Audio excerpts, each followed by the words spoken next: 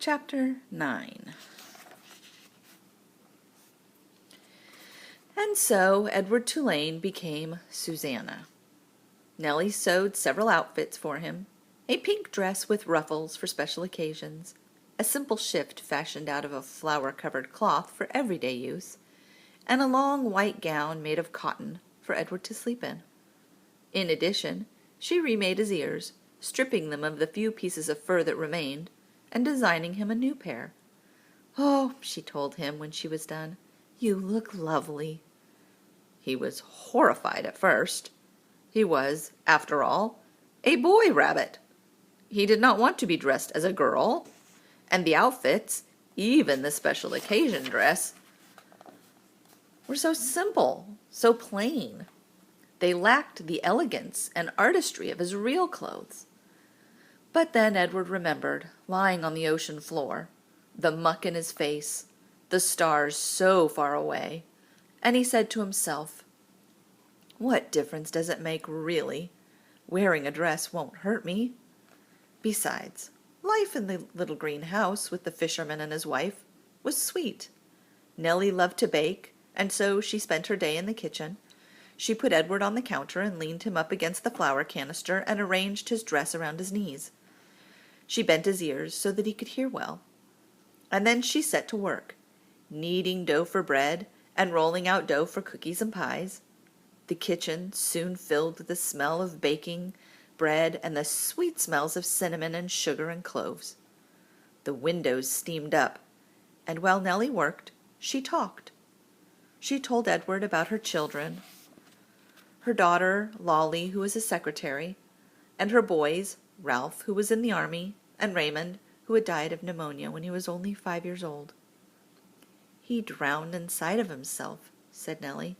"It's a horrible, terrible thing, the worst thing, to watch somebody you love die right in front of you and not be able to do nothing about it. I dream about him most nights." Nellie wiped at her tears with the back of her hands.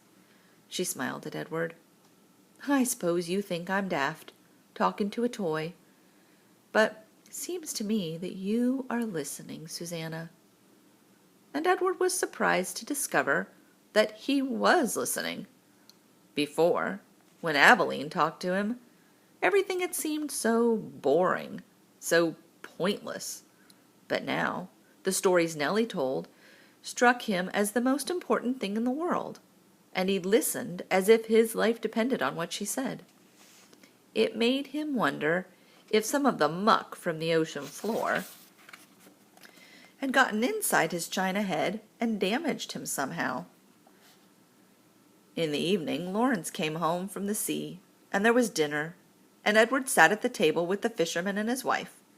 He sat in an old wooden high chair, and while at first he was mortified, a high chair, after all, was a chair designed for babies, not for elegant rabbits, he soon became used to it.